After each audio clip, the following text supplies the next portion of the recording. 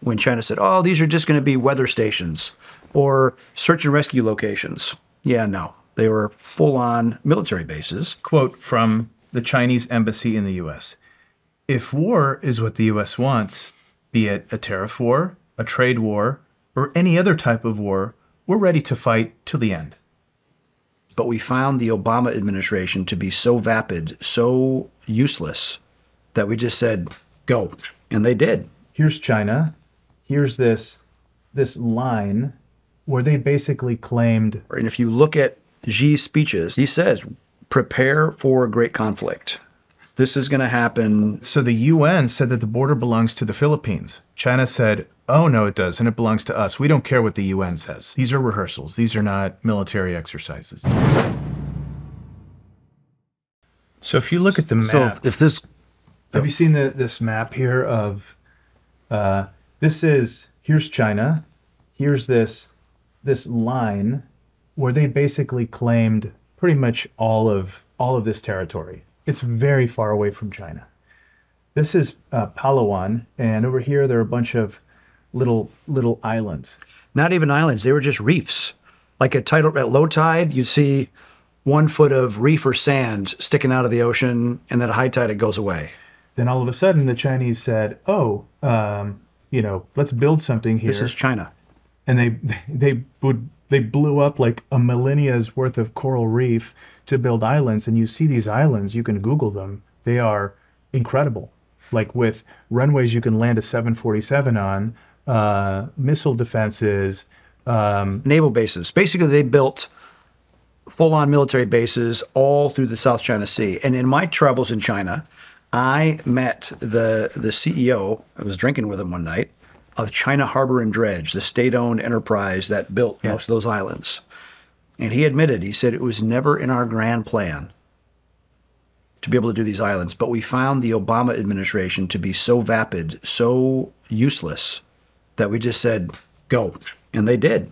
And they built now dozens of bases claiming tens of thousands of square miles of territory now as Chinese territory, to the detriment of the Philippines, Vietnam, Malaysia, all these guys. And so here you have little Filipino fishing vessels trying to do their thing, and then the Chinese Coast Guard comes in and literally shoots lasers at their eyes, or waterboards them, or rams them, and in Philippine territorial water. And I say it's Philippine territorial water because in 2016, the United Nations proclaimed an edict saying that, yeah, this was a law. It was a law of the sea trial, based on 500 years of admiralty law. Clearly, it was Filipino territory. Yeah, and so China says that because an admiral in the Ming Dynasty named Zheng He traveled there, that this is all belongs to China, which is complete nonsense.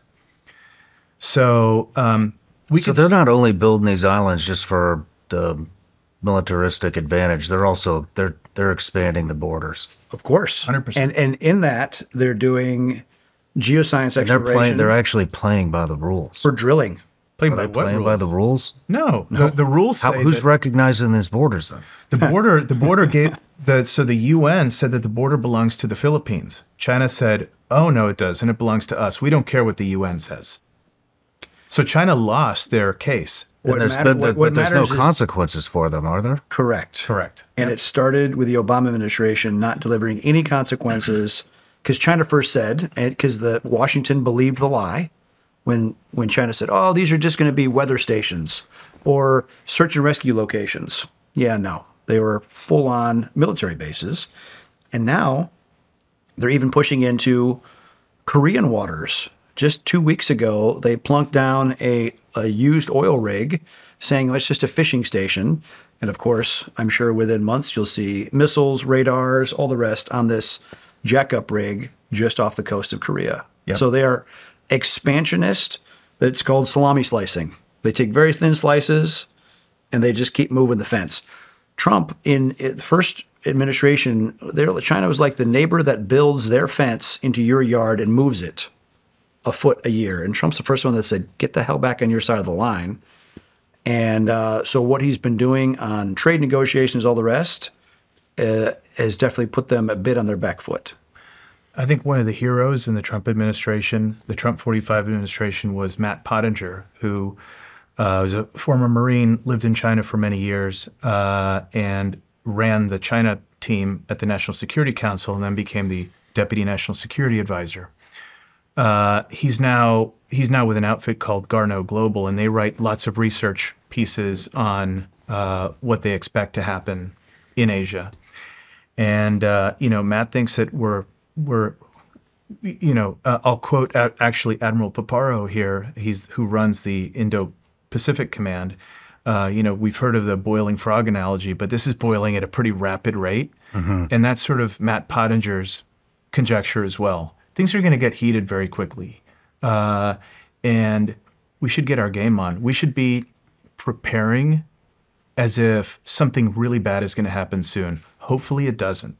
Nobody wants to be in another forever war, but we should be preparing as if something may happen.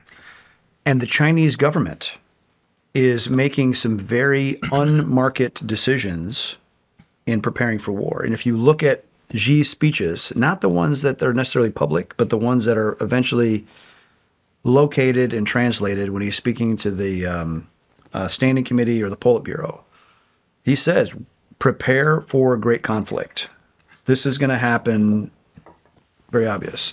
And things like Chinese state-owned enterprise, if they have land holdings in the United States, a lot of real estate stuff. Yes, there's problems with Chinese owning land in the United States. In a lot of cases, they're dumping it for pennies on the dollar. Their banks are dumping their aircraft holdings for their leasing companies. They are taking all kinds of steps to make them not exposed to dollar sanctions and to having any of those assets seized in the United States. So those are the things that a country does if they're preparing not for economic war, but for actual kinetic war. Yep, and we can double click on that because there's a lot to unpack. Here's the Chinese embassy in the U.S. right around the time when we were starting to talk about tariffs. Quote from the Chinese embassy in the U.S. If war is what the U.S. wants, be it a tariff war, a trade war, or any other type of war, we're ready to fight till the end. It's pretty self-explanatory. There are many vectors that we need to deal with. But when you've stored 70% of the world's corn, as they have, why do you do that? When you've built enormous hospitals in Fujian province across from Taiwan, why do you do that? When you have increasing, you're tightening the noose in these military exercises. What began in 2021 with one brigade has now reached 42 brigades in these military exercises over time. Exercising the logistics. And like a rehearsal for D-Day. That's exactly right. These are rehearsals. These are not military exercises. And what's happening is a communist Goliath, right, is taking over like a small little David, who is democratic. And, we're sort of in a quandary because if we step in, whether it's a blockade, a cyber attack, internal strife, a full-on invasion, whatever it is, and I don't pretend to know. I can see different sides of this equation. If we don't step in and we allow China to take over, there are consequences to, as I mentioned earlier, for our economy, for semiconductors, and frankly for our standing in the world. People are going to say, you see, China's going to say certainly, look, the United States is a paper tiger. If we do step in, and they sink an Arleigh Burke, gloves come off, and it's game time. That's bad too. So any way you look at it, it doesn't seem good. What do you guys think? Well, actually, porcupine. Finish up. What should we do? Porcupine. Don't give them the playbook they're expecting. The terrible thing about the Pentagon is they are very predictable. They're predictable in their acquisitions. in their exercises and all the rest. And so the whole PACOM strategy about carrier air wings and long-range bombers out of, 2 or 3 locations in the Pacific, all of which, if it's one lesson people should learn from Ukraine, is anything that's located can be targeted by not a few, but by hundreds of precision weapons almost instantly. Yeah, Okinawa and Guam get smoked. Yes. And what are those?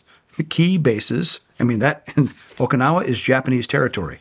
Does that automatically trigger Japan to raise that battle flag? I don't know. No matter where you're watching Shawn Ryan Show from, if you get anything out of this, please like, comment, subscribe, and most importantly, share this everywhere you possibly can. And if you're feeling extra generous, please leave us a review on Apple and Spotify podcasts.